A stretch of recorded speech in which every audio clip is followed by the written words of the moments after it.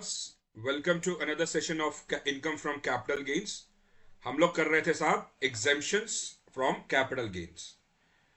आप लोग को ये पता ही होगा कि नया इनकम टैक्स बिल 2025 इंट्रोड्यूस हो गया पार्लियामेंट में, but the applicability of this bill is from 1st April 2026, and currently there is a comparison that is being done between the old provisions and the new provisions. The bill has been sent to the select committee, और bye 10th of March जब हमारा parliament session live आएगा, दोबारा से meeting होंगी तो इसके बारे में चर्चा होगी। Till then we have the same income tax act 1961 for which we are doing these sessions, right. जो हम करने जा रहे हैं वो नए इनकम टैक्स एक्ट के अंदर में क्लॉज 82 के नाम से जाना जाएगा, बट अभी के लिए हम लोग सेक्शन 54 करेंगे। आइए साहब शुरू करते हैं। तो हमने अभी तक क्या कर लिया? हमने अभी तक कर लिया सेक्शन 10 का एग्जेम्पशन, जिसके अंदर में कहते थे हम exemption of capital gains on compulsory acquisition of agriculture land situated in specified urban limits. इसके ऊपर मैंने डिटेल्ड वीडियो बना रखी है, आप मेरे इस वीडियो के ऊपर में जा करके डिटेल्स देख सकते हैं। आज हम करने जा रहे हैं section 54, capital gains on sale of residential house, section 54। आइए साहब, तो एलिजिबल एसएससी कौन होता है? इसके लिए एलिजिबल एसएससी होगा मेरा हिंदू अनडिवाइडेड फैमिली या individual. No other assessee is eligible for this section other than these two persons. Eligible assessee conditions क्या है इसको इस सेक्शन के लिए? There should be a transfer of a residential house, buildings और लैंड्स और अपार्टमेंट देयरटू। तो transfer of a residential house होना चाहिए, ये ध्यान रखिएगा। ये वाला जो क्लॉज है, हाउस के नाम पे तो आप गोडाउन भी दे सकते हैं और ये भी कर सकते हैं, बट 54 किस पे एप्लीकेबल है? रेसिडेंशियल हाउस के ऊपर में, ठीक है। It must be a long term capital asset, यानी कि ग्रेटर देन, क्या था याद करिए मेरी वीडियो, 3 years। 3 years से ज्यादा आपने रख रखा हुआ है, ठीक है।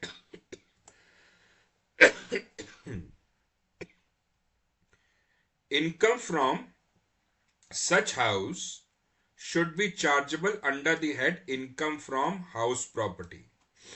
हाउस प्रॉपर्टी इनकम के अंडर में आपका ये रेजिडेंशियल हाउस फॉल करना चाहिए। कैसे? अरे भाई रेंट के ऊपर में चढ़ा दिया, self occupied property taken on loan kind of, तो वो भी तो नेगेटिव हाउस प्रॉपर्टी में आ गया। कैच है ये, बट आपके लिए income from house property rent के अंदर में हम लोग रेंट ले रहे हैं उसका। कैपिटल गेन्स वैल्यू क्या होगा? ग्रेटर देन 2 करोड़ के अंदर में अगर आपकी कैपिटल गेन्स वैल्यू होती है 1 रेजिडेंशियल हाउस के ऊपर में, तो आपको एक रेजिडेंशियल हाउस परचेज करना होगा, purchase within 1 year before और 2 years after the date of transfer. यानी कि अगर आपका sales minus cost of acquisition is equal to capital gains, ठीक है, जो कैपिटल गेन्स आया है आपका, अगर वो ग्रेटर देन 2 CR है, अगर वो ग्रेटर देन 2 CR है, तो आप एक रेजिडेंशियल हाउस लीजिए। ये रेजिडेंशियल हाउस या तो आप 1 साल पहले या 2 साल बाद तक के अंदर में आपको ये रेजिडेंशियल हाउस लेना पड़ेगा। कोई भी एक रेजिडेंशियल हाउस लीजिए, या construct within a period of 3 years after the date of transfer, यानी कि ट्रांसफर की डेट से 3 साल तक के अंदर में आपको कंस्ट्रक्ट करना पड़ेगा एक अपना एक कोठी, घर वगैरह कुछ भी। सो फॉर एग्जाम्पल, आपने एक रेजिडेंशियल हाउस था वो बेचा, जिसका कैपिटल गेन आया आपको 3 CR का, और ये बेचा आपने 1 से अक्टूबर 2024। अब या तो आप परचेज कर लीजिए हाउस 1 110.23 के पास से, सॉरी 110.23 से 24 के बीच में, या 2 साल के अंदर में, यानी 30th सितंबर 2026 तक के अंदर में आप इसको परचेज कर सकते हैं, या 110 यानी कि 30th सितंबर 27 तक आपको अपना एक घर कंस्ट्रक्ट करके रखना है। ठीक है, अब आपने इस डेट्स के हिसाब से चलना है साहब, फाइनेंशियल ईयर के हिसाब से नहीं। Other points, during any assessment year if the assessee has exercised the option to purchase or construct, sorry, इससे पहले मैं लेस देन 2 करोड़ करवाना थे मेरे को। अगर आपका ये capital gains less than 2 crore है तो आपको 2 रेजिडेंशियल हाउसेस खरीदने पड़ेंगे इसी टाइम पीरियड के फ्रेम के अंदर में। ठीक है, अदर पॉइंट्स में, if the assessee has exercised the option to purchase और construct 2 residential houses in India, he shall not be subsequently entitled to exercise the option for the same or any other assessment year। मतलब एक बार ही आपको मिलेगा साहब, दूसरी बार आपको ये छूट नहीं मिलने की। ठीक है, तो आपने अगर एक घर बेच करके 2 घर बना लिए, या एक घर बेच के 1 घर बना लिया, तो आप सिर्फ एक ही बार ये कर पाओगे, दोबारा नहीं कर पाओगे। दोबारा किसी दूसरे सेक्शन में देखना। If such investment is not made before the date of filing, यानी if such investment is not made before the date of filing of return of income, मतलब ये जो खरीदने वाला, then the capital gain has to be deposited under the capital gain account scheme। CAGS करके एक scheme आपने सुनी होगी, CGAS, capital gain account scheme, CGAS। ठीक है, CGAS, but capital gain exceeding 10 crores would not be taken into account for the purpose of deposit of CGAS। यानी कि इसके ऊपर में 10 करोड़ के ऊपर में ये सेक्शन 54 लागू नहीं होगा।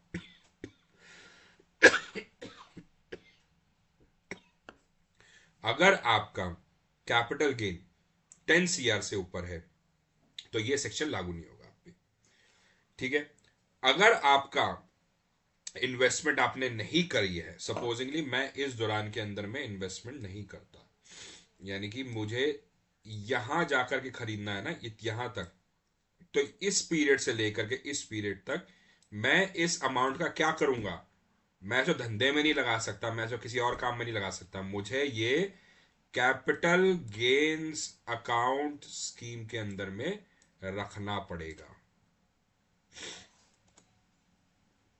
तभी मुझे वो छूट मिलेगी। क्वांटम ऑफ एग्जेम्पशन क्या है साहब? Lower of amount of long term capital gains यानी 3 करोड़, या cost of the new residential house. अगर आपका सपोजिंगली आपका 3 करोड़ रुपया प्रॉफिट था, आपने हाउस प्रॉपर्टी खरीदी 2 करोड़ की, तो ये 1 करोड़ आपका कैपिटल गेन हो जाएगा। यानी कि या तो ये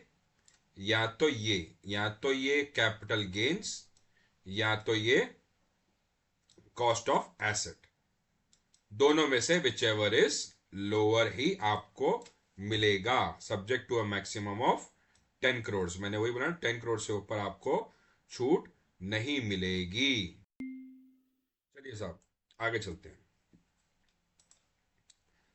तो आपको 10 करोड़ से ज्यादा छूट नहीं मिलेगी। Consequences of transfer of new asset before 3 years, यानी कि अगर आपने ये जो एसेट परचेज किया है ये आपने 3 साल से पहले बेच दिया तो क्या होगा? New asset is transferred, new asset is transferred before 3 years from the date of its acquisition or construction, then the cost of asset will be reduced by the capital gain exempted earlier for computing capital gains। मतलब हमने cost of asset लिया था जी 2 करोड़ का, ठीक है, कहां लिखूं? यहां लिखते हैं, 2 करोड़ का हमने एसेट लिया था। हमने इसको बेच दिया जी से 3 साल के अंदर, और हमारा कैपिटल गेन जो था, वो जो जो रिडक्शन मिली थी हमको कैपिटल गेन की 2 करोड़, तो यानी कि 2 करोड़ माइनस 2 करोड़ का जो एग्जेम्पशन मिला था हमको 0 हो जाएगा। कहने का भाव आपका कॉस्ट ऑफ एक्विजिशन 0 हो जाएगा। ठीक है। इन केस आपको 2 करोड़ आपने एसेट खरीदा और आपको एग्जेम्पशन मिला फॉर एनी रीजन, आपने कैपिटल गेन्स अकाउंट स्कीम में नहीं डाला एटसेट्रा, आपने क्या कहते हैं उसको, आपको एग्जेम्पशन मिली से 1 करोड़ 20 लाख की, तो आपका कॉस्ट ऑफ एक्विजिशन हो जाएगा 80 लाख रुपए। ठीक है। और बाकी फिर शॉर्ट टर्म कैपिटल गेन लग जाएंगे। आज की क्लास यहीं तक थी साहब। फॉर योर नोट्स, क्वेरीज, ये रहा मेरी ईमेल आईडी, ये रहा मेरा phone number. Please do like, share and subscribe my channel. I hope you are liking my videos. Thank you and have a nice day ahead. Bye.